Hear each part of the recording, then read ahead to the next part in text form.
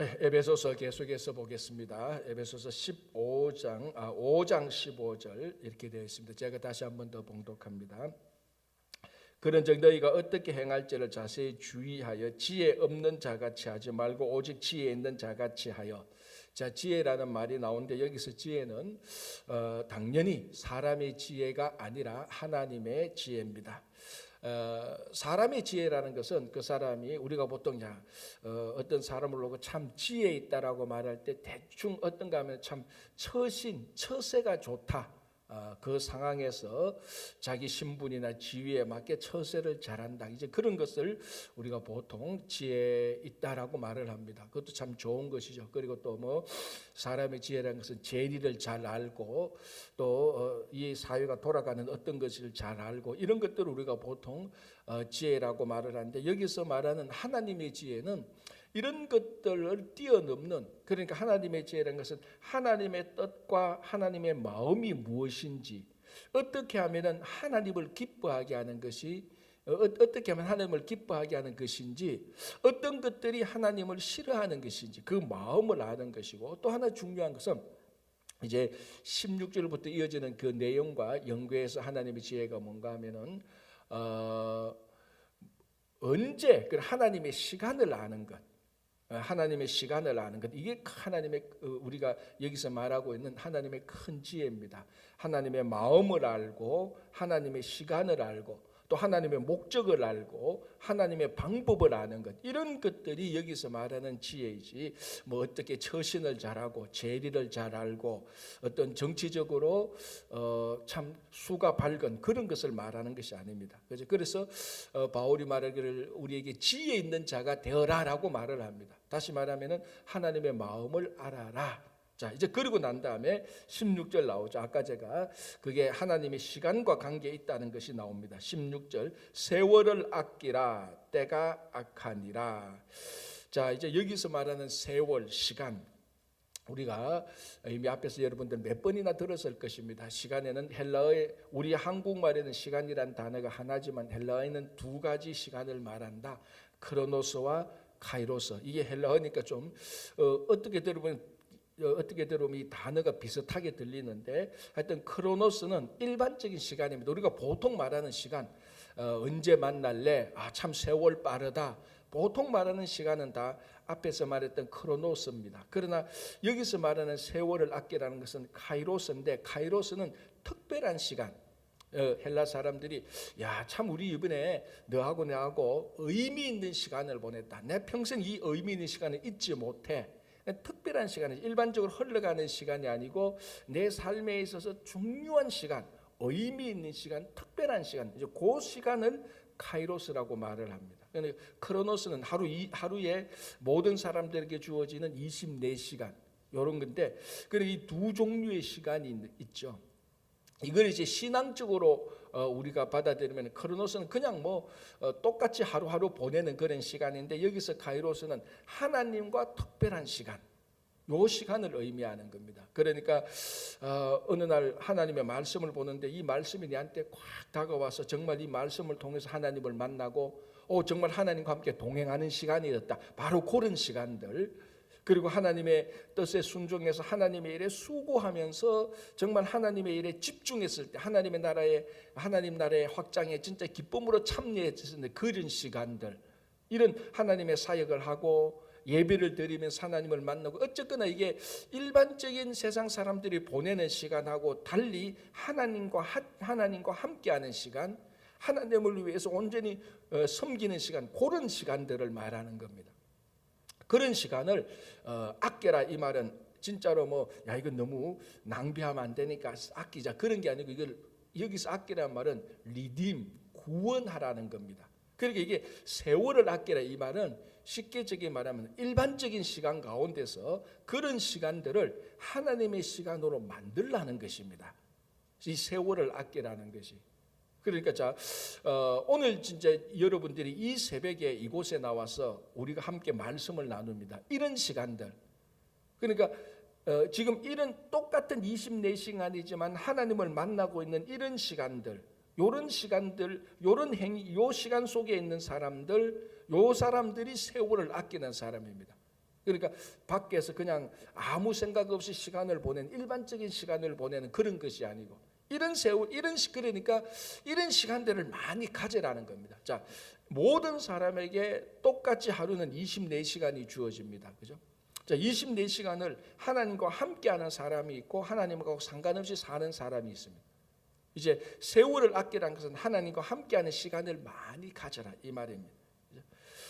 자, 그래서 이제 우리가 한평생 살아가는 동안에 어떤 사람은 60살을 살고 어떤 사람 80, 어떤 사람 100, 요즘 뭐 흔히 우스갯소리로 재수 없으면 100살 이상 산다는 그런 말도 나오듯이 오래 삽니다. 사실 이제 과학이 발달해서 인간의 육체의 비밀을 많이 알아서 더 오래 살도록 합니다. 분명히 각자에게 주어지는 크로노스의 시간은 훨씬 더 많아졌어요. 일반적인 시간은.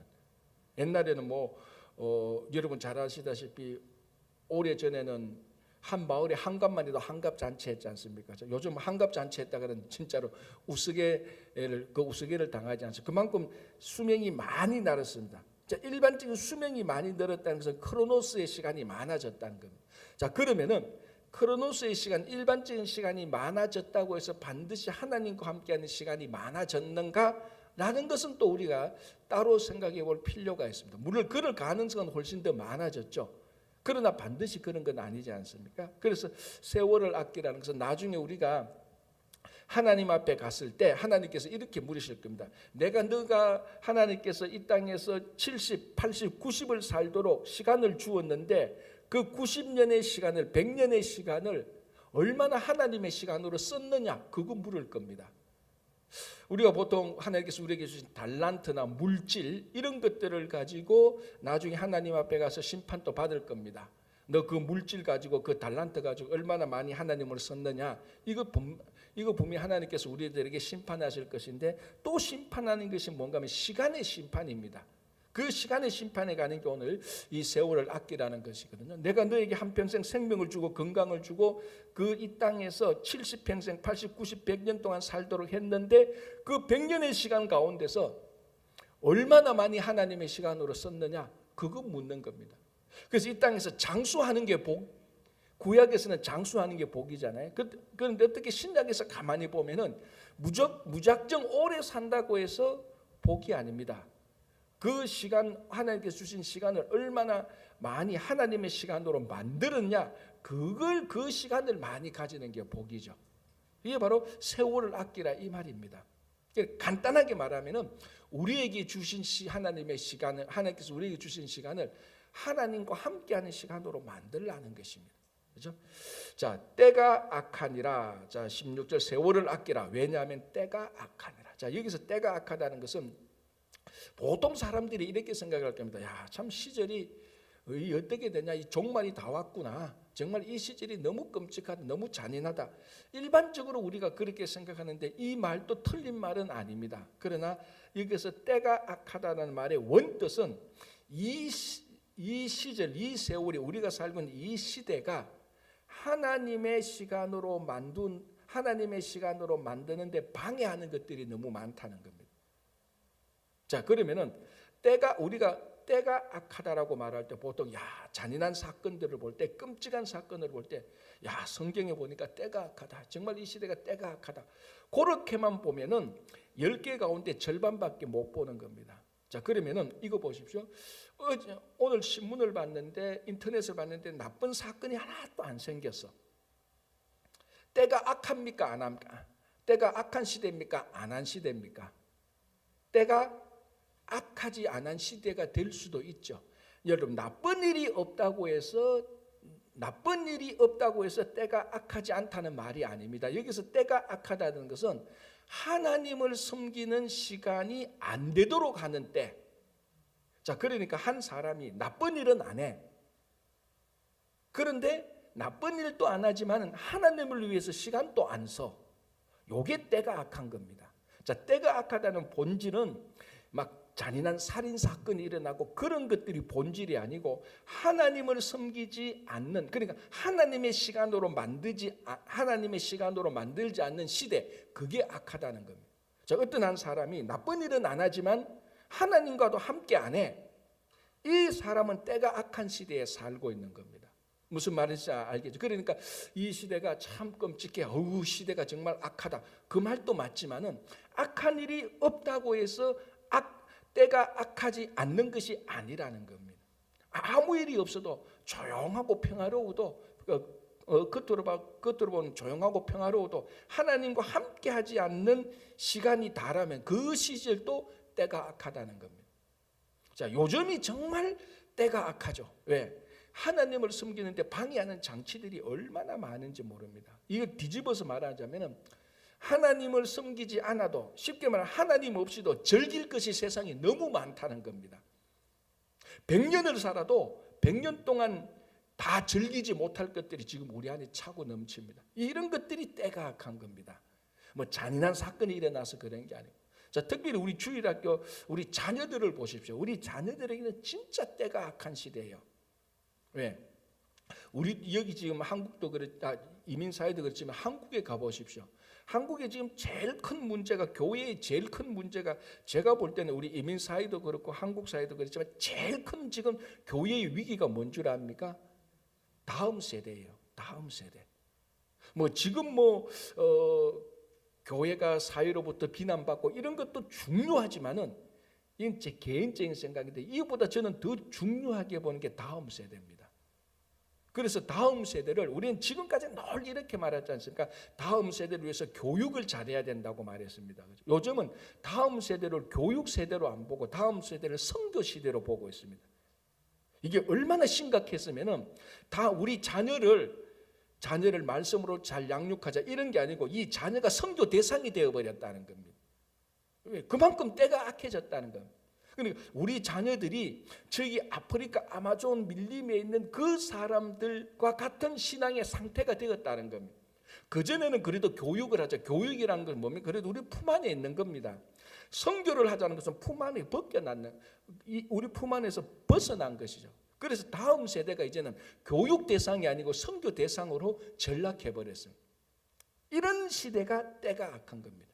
자, 한국에 보십시오. 제가 몇 번이나 들었는데 한국의 주일학교, 한국의 자녀들이 교회 갈 이유가 없습니다. 왜? 집에서 셀폰 하나가 있고 집에서 TV하고 이런 것만 있으면요 1년 365일 동안 밖에 안 나가도 돼요. 집안에서 모든 일을 다 처리하고 집안에서 세상의 모든 일을 다 네트워킹 시켜서 다 할 수 있어요. 세상에서 즐길 수 있는 게 집안에서 다 즐겨도 모자라는 게 지금 시대입니다. 그러니까 이 아이들이 교회에 와본들, 교회 오면 예배 드려야 되죠. 또 성경 공부해야 되죠. 그게 주일학교 아이들한테는 우리 자녀들한테는 어저스트 적응이 안 되는 거예요. 집에 있으면 다 편안합니다. 모든 게. 이런 시대가 악한 시대입니다.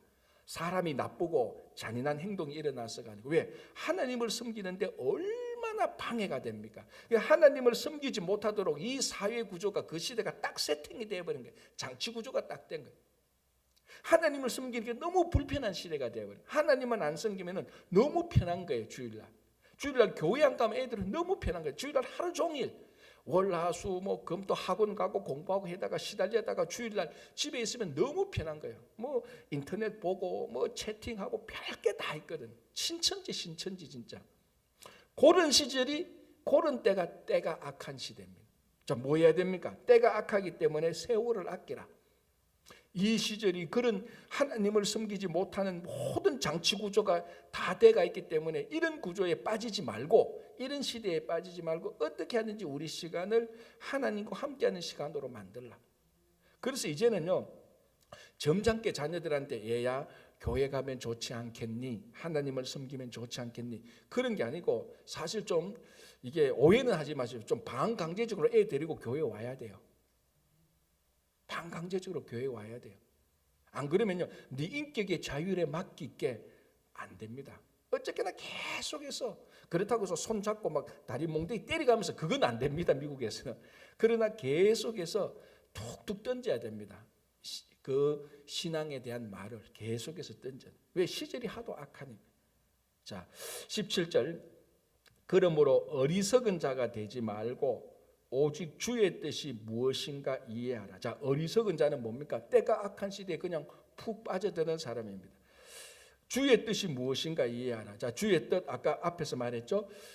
지혜 있는 자가 어떤 사람이라고요? 주의 뜻이 무엇인가 아는 사람이 지혜 있는 자입니다. 자, 한 사람이 좀 세상적으로는 어리숙해도 하나님, 이게 하나님을 기뻐하게 하는구나라는 것을 아는 사람, 그게 주의 뜻을 아는 사람이고 지혜 있는 자입니다. 여기서 말하는 대로요. 자, 18절 술 취하지 말라. 이는 방탕한 것이니 오직 성령으로 충만함을 받아라. 자, 여기서 술 취하지 말라의 이 술은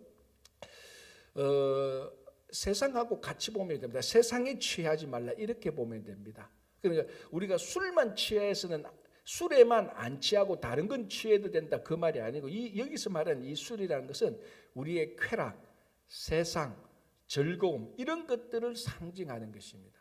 자, 그러면은 술에 취하지 말라 이 말은 우리가 다시 말하면 하나님보다 다른 것을 더 좋아하는 것 그런 걸 말합니다. 술이 너무 좋아가지고 술에 취해버리고 아니면 자기가 좋아하는 운동, 자기 취미생활에 확 취해버려가지고 하나님보다 그런 것들 더 좋아하는 것, 그 같은 맥락 아닙니까? 반드시 꼭 술만 말하는 것이 아니고 당연히 술은 포함되는 거죠.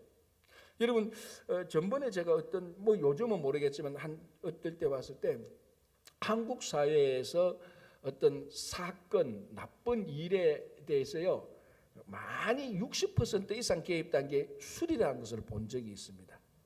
어떤 연유든지 직접 간접적이든지 사건 사고에 나쁜 사건 사고에 그 사건을 조사 쭉 해보면 항상 술이 관여돼가 있어요. 그건 무슨 말인가? 술만 빼버리면 이 60%의 사건 가운데 많은 사건들이 자동적으로 그 사건이 약해지거나 그 사건이 발생하지 않는다는 겁니다. 술만 빼버려도. 자, 우리 일상의 주변에 보십시오. 저 두 사람이 싸우고 이렇게 막 안 좋은 관계 어떤 사건이 있을 때 돈 문제나 인간관계 문제 어떤 세상 사람들의 문제를 쭉 이렇게 따져보면은 몇 가지 문제들이 있지 않습니까? 그 중에 술이 관여된 게 굉장히 많아요. 이런 것처럼 이 술에 취하게 된다면 세상에 취하게 되면 가장 근본적인 게 뭔가 하면은 하나님의 뜻이 무엇인지 우리가 온전한 마음으로 알 수 없게 되는 것입니다. 자, 취한다는 것은 반대편에 있어서는 감각이 없다는 겁니다. 그럼 술에 취하면은 하나님에 대한 감각이 없어지는 거죠. 세상에 취하면은 하나님 나라에 대한 감각이 없습니다. 제가 말 이렇게 하니까 굉장히 어려운 것 같은데 쉽게 말하면 세상 좋은데 누가 교회 오겠어요? 그 세상에 취해버리니까 교회 안 오는 거죠. 완전 흥청망청 살자면 취해버리면 그게 다인 줄 아는 겁니다. 그래서 술 취하지 말라. 대신 뭡니까? 성령 충만함을 받아라. 이 말은 다른 말로 하면 성령에 취하라는 것이죠. 사람은 영적인 존재이기 때문에 이 영적인 존재가 온전하게 될 때 사람이 온전하게 되는 겁니다. 그건 창조의 원리고 원래 사람입니다. 그래서 이 사람이 영이 올바르게 될 때 사람이 옳게 되는 것은 성령에 취하는 것밖에 없는 거죠. 술에 취하는 것이 아니고 세상에 취하는 것이 아니고. 그래서 성령 충만함을 받아라. 그래서 우리 영이 이 성령으로 충만하게 될 때 온전한 마음이 되고 온전한 마음이 될 때에 하나님의 뜻이 무엇인가를 알게 되는 겁니다. 그러니까 한 사람이 온전하다는 것은요, 이 사람이 더 똑똑해지고 IQ가 좋아지고 인간관계를 잘하게 되고 더 성공해지고 이런 사람이 온전한 사람이 아니에요. 온전한 사람이라는 것은 하나님의 뜻이 무엇인지 하나님을 기뻐하게 하는 하나님이 기뻐하는 것을 나도 기뻐하게 되고 하나님의 마음에 내가 동화되는 요 사람이 온전한 사람입니다. 요 사람이 온전한 사람. 그렇죠? 그 사람이 성령이 충만한 사람입니다. 자, 19절 20절 시와 찬송과 신령한 노래들로 서로 화답하며 너희의 마음으로 주께 노래하며 찬송하며. 자, 19절 요 사람이 그리고 20절 요 사람이 21절 요 사람이 성령에 충만한 사람이에요. 술에 취한 사람이 아니에요. 자, 한번 볼까요? 어떤 사람이 성령에 충만한가? 시와 찬송과 신령한 노래들로 서로 화답하며 너희의 마음으로 주께 노래하며 찬송하며. 그 마음 속에 하나님의 임재가 가득 차 있는 사람입니다. 그래서 이게 뭐 시와 찬송, 그러니까 뭐 누가 시를 잘하냐 노래를 잘하냐 그런 차원이 아니지 않습니까? 마음 속에 하나님의 임재가 있어서 무슨 일이 생겨도 하나님의 임재가 있어서 하나님의 방법으로 대처할 줄 알고 하나님께서 이 모든 일을 잘 해주실 거야라는 그런 확신에 있는 사람, 그런 사람들이 성령에 충만한 사람입니다. 조그만 일만 생겨도 세상으로 염려 걱정하고 야단법석 뜨는 사람, 성령 충만한 사람이 아니죠. 내가 성령에 충만하다면 무슨 일이 생겨도 이거 하나님께서 잘 하실 거야, 염려하지 않고 걱정하지 않는 사람의 상태, 그게 성령 충만한 거 아닙니까? 그래서 시와 찬송과 신령한 노래들을 서로 화답하며 너희 마음으로 주께 노래하며. 자, 20절. 범사에 우리 주 예수 그리스도의 이름으로 항상 아버지 하나님께 감사하며. 이 술 취한 사람이 아니잖아요. 성령에 충만한 사람들. 범사에, 교회 안이나 교회 밖이나 일상에서 하나님께 감사하는 것. 그러니까 이런 말이 있지 않습니까? 감사 습관. 나쁜 의미가 아니고, 그럼 무슨 일이 터져도 이 일을 통해서도 또 하나님이 더 잘 되게 하실 거야. 이것도 우리 감사하자. 진짜로 이게 나쁜 의미로 근성이 아니고 감사가 습관이 된 사람. 성령이 충만한 사람입니다. 그리고 범사에, 20절에 범사에 이렇게 되어 있죠. 자, 21절 보시기 바랍니다. 이제 이 21절 한 구절이 22절부터 36절 끝까지 나오는 말의 중요한 테마입니다. 뭐냐면은 그리스도를 경외함으로 피차 복종하라. 피차, 사람들 사이에 복종하라는 겁니다. 자, 우리가 살아가면 갈수록 제일 힘들어지는 부분이 바로 이 부분이다. 복종. 또 특별히 어떻게 보면은 좀 소위 말하면 식자청, 배웠다는 사람들에게 있어서 제일 힘든 게 이게 복종입니다. 사람이 이 머리에 지식이 들어가면요, 어떤 생각이 들면 내가 왜 니한테 복종해? 이 관계가 깨어지기 시작하는 겁니다. 그래서 우리가 보통 말하면 세상 말로 하면 깬 사람, 배운 사람, 공부한 사람, 이런 사람들이 제일 못하는 게 복종이에요. 이게 이제 사회적으로 나가면은 이제 폭력과 독재에 저항하는 이런 일들로 일어나기도 하지만 일상으로 들어오면은 누구에게 복종하지 못하는 게 배운 사람, 깬 사람인데, 오늘 사도 바울은 피차 복종하라고 말합니다. 이건 우리를 더 무식하게 만드는 건가? 우리를 더 못 배우게 만들고 더 깬 사람을 더 자게 만드는가? 그런 차원이 아닙니다. 우리에게 복종이라는 것은요, 우리에게 복종이라는 것은 신앙의 문제입니다. 많이 배우고 깨고 자각하고 시대를 이끌어가는 그런 차원이 아니고, 신앙의 차원에서 진짜 가치 있는 덕목은요, 복종입니다. 내가 아직 자존심을 가지고 누구에게 복종하지 못한다? 여러분, 그거 신앙 아니에요. 신앙에서는 그게 자랑이 아니에요. 세상에서는, 식자청에서는, 배운 사람에 있어서는 저항하고 혁명하고 뒤집어 엎고 개혁하고 그런 것이 자랑일 수는 있겠지만은, 신앙 안에서는 아주 어린 사람한테도 복종할 수 있는 그 사람은 위대한 사람이에요.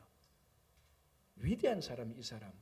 그게 이제 우리가 그게 안 되는 거죠. 우리가 내가 나이가 얼만데, 우리 한국 사람 있잖아요. 나이가 얼만데, 내가 신앙생활한 경력이 얼만데, 내가 기도하고 말씀 배운 시간이 얼만데, 이런 신앙의 전통이 딱 들어오면요, 절대로 복종 못해요. 그래서 여러분 보십시오. 수도원, 그죠? 평생을 하나님께 헌신한 수도원, 이런 사람, 세상에 많은 수도원이, 그 수도원에요, 중요한 덕목 가운데 순종이 빠지지 않는 수도원은 없어요. 자기 평생을 하나님께 순종하고 사람에게 순종하는 것, 그게 성숙한 겁니다. 이게 이제 자꾸 오용하고 남용하니까 이게 자꾸 사회구조가 잘못 남용되어 버리니까 막 권력자가 생기고 평생 노예가 생겨서 그렇지, 원래요 가장 중요한 신앙의 덕목은, 그 신앙의 덕목은 복종할 줄 알아야 되는 거예요. 피조물이 창조주에게 복종할 줄 알아야 돼요. 여기서부터 모든 순종이 번져나갑니다. 자, 그래서 뭐라고 말하는 21절, 그리스도를 경외함으로 피차 복종하라는 겁니다. 그냥 피차 복종하라는 게 아니라 가장 중요한 전제 조건이 있어요.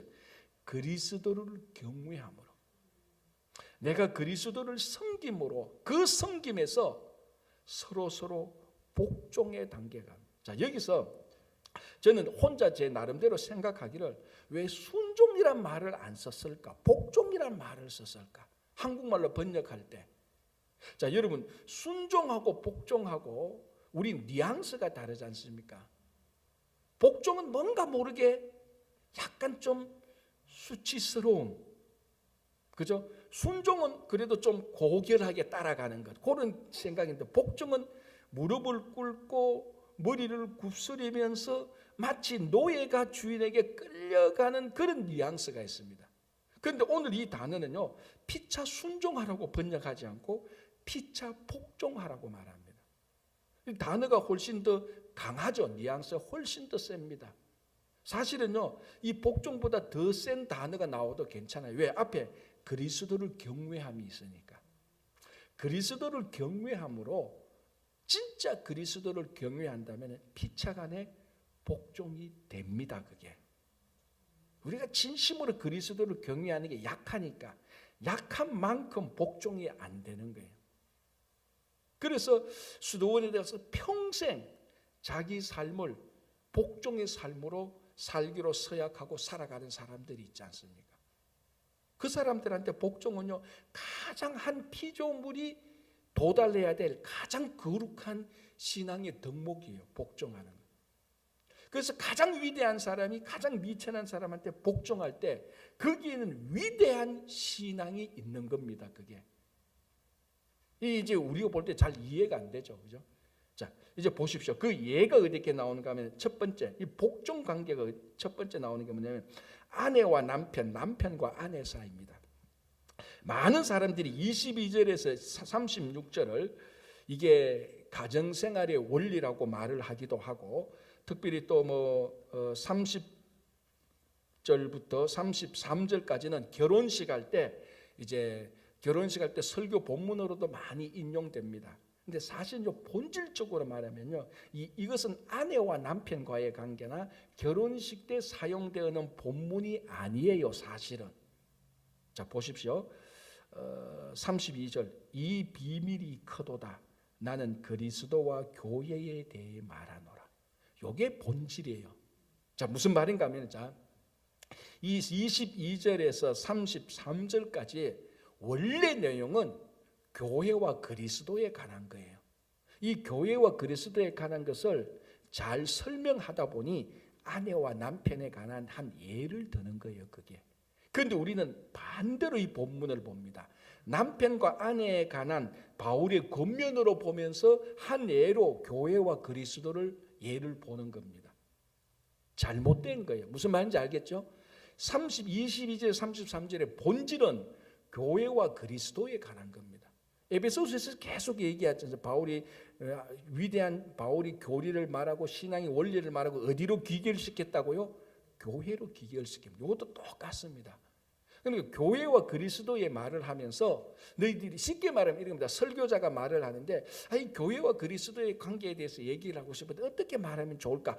이게 남편과 아내와의 순종과 이 사랑과의 관계를 말하면 좋구나. 요게 원래 순서인데, 우리는 남편과 아내와의 관계를 말하려고 하다 보니까 교회와 그리스도에 관한 얘기를 하자. 그렇게 거꾸로 지금 이 본문을 본다. 지금까지 거꾸로 본 것을 다시 제대로 봐야 됩니다. 그게 뭐냐? 교회와 그리스도에 관한 말씀으로 봐야 되는 겁니다. 그 테마가 뭐냐? 그리스도를 경외함으로 서로 복종하라는 거예요. 자, 볼게요. 22절. 아내들이여 자기 남편에게 복종하기를 주께 하듯 하라. 자, 이렇게 보면은 이게 아내가 남편에게 복종하는 것을 이게 본질인 것처럼 보입니다. 그죠? 자, 23절. 이는 남편이 아내의 머리됨이 그리스도께서 교회의 머리됨과 같음이라. 자, 바로 나오는 겁니다. 지금 바울은 뭘 말하고 싶은가 하면 교회의 머리된 것이 그리스도다, 이거 말하고 싶은 거예요.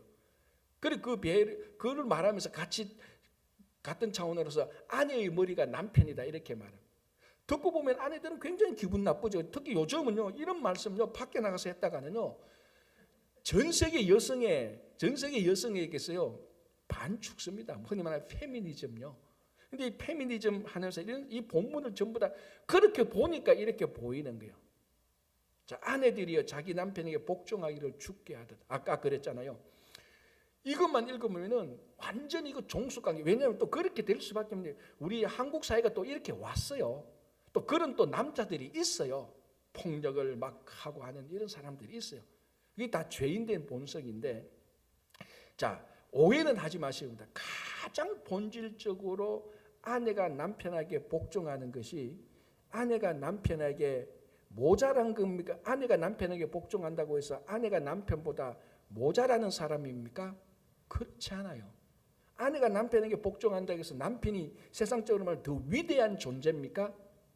인간적으로 그런 것도 아니에요. 자, 아까 1절에 그리스도를 경외함으로 가장, 자, 지금 뭐 다른 뭐 어떤 것 말고 가장 지금 제가 가장 순수한 본질적인 신앙의 원리만 말하는 겁니다. 아내가 남편에게 순종하는 것은요 어마어마하게 신앙적으로 위대한 일이라고 얘기하는. 왜? 그게 그리스도를 경외함이니까. 모든 아내들이 이 말 때문에 그래도 여전히 찝찝해요. 자, 그러면 딱 넘어가서 25절 보시기 바랍니다. 남편들아 아내 사랑하기를 그리스도께서 교회를 사랑하시고 그 교회를 위하여 자신을 주심같이 하라. 진짜 교회와 그리스도 관계를 안다면 25절은요 이거 어마어마하게 남편에게요 목숨을 내놔라 말하고 똑같은 거예요. 남편들아 너는 네 목숨을 내놓아서 아내를 사랑하라는 겁니다. 아니 그런 말이 어디 있어요? 이렇게 말할 수 있겠죠. 보십시오. 남편들아 아내 사랑하기를 그리스도께서 교회를 사랑하시고 교회를 위하여 자신을 주심같이 하라. 그리스도는 교회를, 여기서 교회는 신부고 그리스도는 신랑이에요. 그리스도가 교회를 어떻게 사랑했다고요? 자신을 주심같이. 그리고 그리스도께서 교회를 사랑한 거죠. 자, 우리가 약간만 더 다른 성경을 보면 사도행전 20장 하나님이 자기 피로 사신 교회. 여기서 자기 피는요 예수 그리스도의 보혈을 의미하는 겁니다. 그러니까 교회를 얼마나 사랑했는가 하면은 글자 그대로 하나님이 자기 독생자는 자기 목숨보다 더 귀중한, 자기 목숨보다 더 귀중한 것에 피를 흘려서 교회를 샀어요. 교회를 사랑했어요. 그럼 남편은 아내를 얼만큼 사랑해야 됩니까? 자기 피를 흘려가면서까지 사랑해야 되는 거예요. 자기 피를. 이게 더 무서운 거예요. 사실은 아내가 남편에게 순종하는 것보다 남편이 아내를 사랑하는 이 강도가 더 세다고요. 훨씬 더 세요. 그러니까 아내가 남편에게 순종하는 거, 그거 목사님 그런 소리 하지 마십시오. 그게 아니고 25절에 남편이 아내 사랑하는 것은요, 아내가 남편에게 순종하는 그 강도보다 남편이 아내를 사랑하는 강도가 훨씬 더 세다고요. 훨씬 더 세요. 자, 이걸 어떻게 하냐? 교회와 그리스도와의 관계입니다. 근데 본질이 이거라는 것이죠. 그래서 우리가 지금 바울은 교회와 그리스도의 관계를 말하면서 그 비유로 아내와 남편과의 사는 가정의 문제를 얘기하는 겁니다. 자, 그러면서 또 우리가 30절, 31, 33절 이제 결혼의 비유도 또 교회와 그리스도를 말해서 결혼의 비유를 말하는데 요거는 내일 또 같이 한번 또 약간 좀 더 살펴보고, 그리고 또 6절에서 나오는 가정, 부모하고 자녀 사이, 그리고 종과 주인 사이도 전부 다 교회와 그리스도의 관계 차원에서 다 보여지는 겁니다. 우리 내일 다시 한번 보고요. 우리가 신앙생활하면서 이 순종, 아니 오늘 바울이 말하는 복종, 이 복종의 단계는요 수치나 무릎을 꿇거나 굴복하거나 자존심 상하는 게 아닙니다. 세상은 다 그렇게 보지만 그리스도를 경외함으로 복종은요 하늘의 천사들이 기뻐하는 겁니다. 하나님께서 진짜 기뻐하는 겁니다. 우리가 정말 이 정도 성숙한 단계까지 나아갈 수 있는 까지 여러분들이 많이 성숙해지기를 바랍니다. 기도하겠습니다. 하나님 아버지 감사합니다. 오늘도 하루를 시작하면서 주님의 말씀을 함께 나누고 하루를 시작합니다. 오늘도 우리가 언제 어디서 무엇을 하든지 그리스도의 사랑으로서 하나님께서 교회를 사랑한 것처럼 그리스도께서 교회를 사랑한 그 사랑으로 살아갈 수 있도록 도와주시옵소서.